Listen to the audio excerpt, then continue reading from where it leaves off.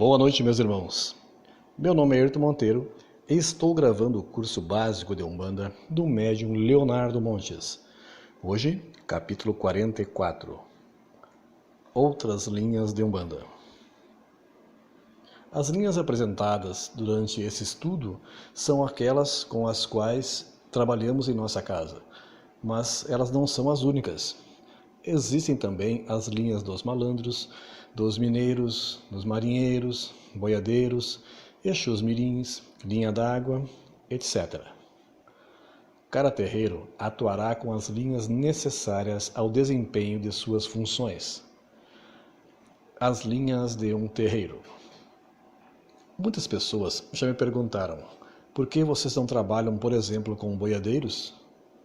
A resposta é sempre a mesma: porque nunca se apresentou um para mim.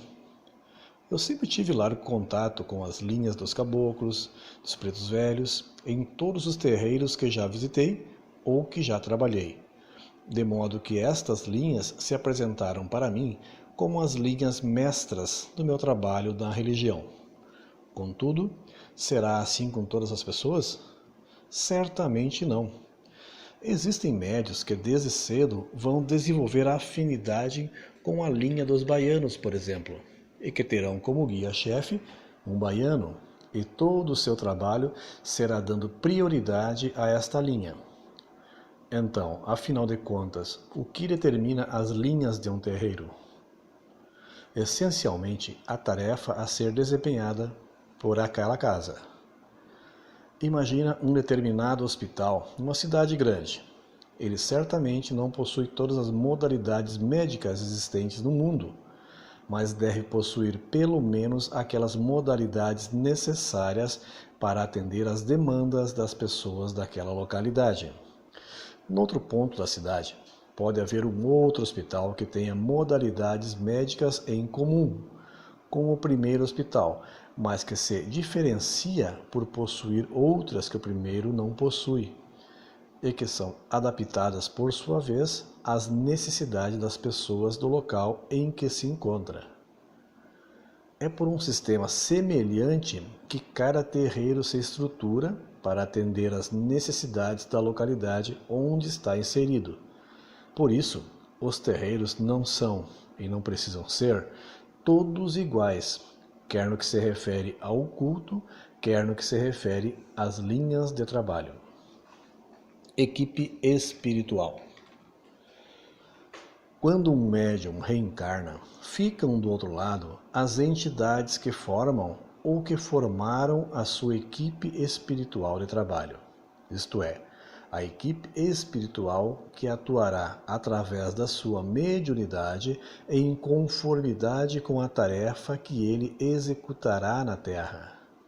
Assim, quando esse médium estiver apto ao exercício mediúnico e acabar chegando em algum terreiro, gradativamente cada um de seus guias espirituais se apresentarão, esperando o momento em que esteja maduro o suficiente para poder atuar e darem cumprimento ao projeto de trabalho que foi anteriormente traçado pela espiritualidade superior.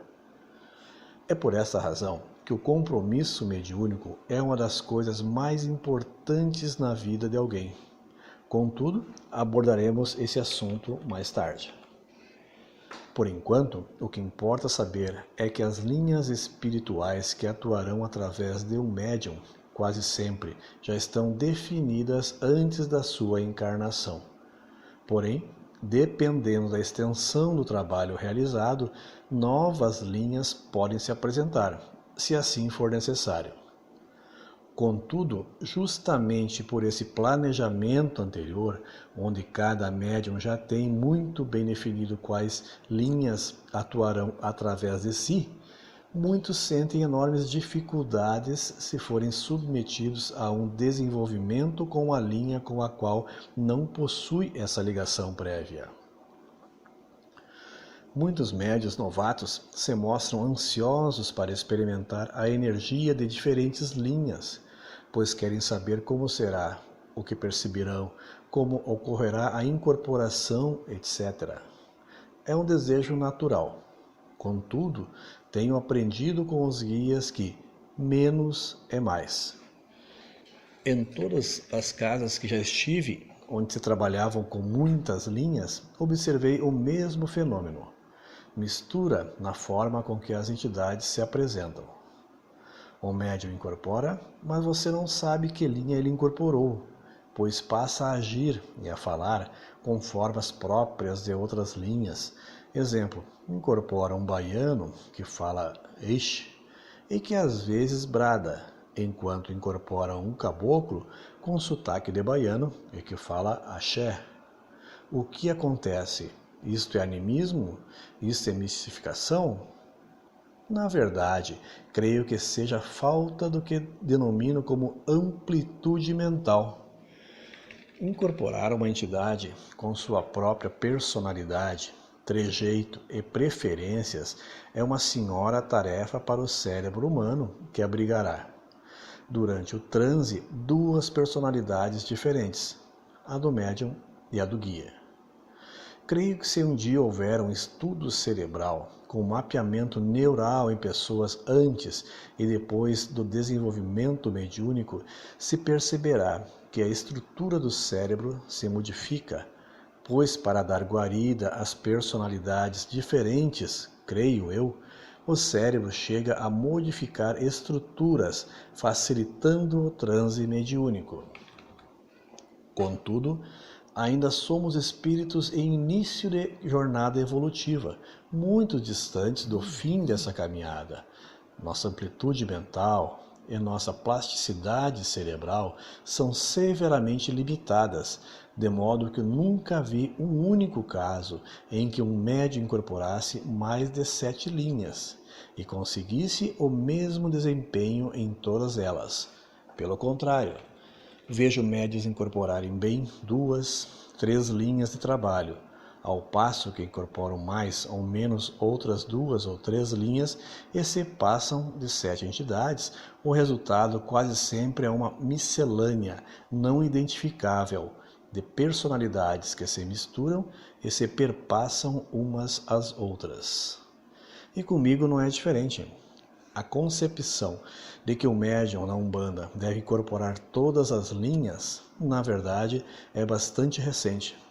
Em boa parte da história da religião, o médium trabalhava apenas com 2, quando muito 3 entidades diferentes.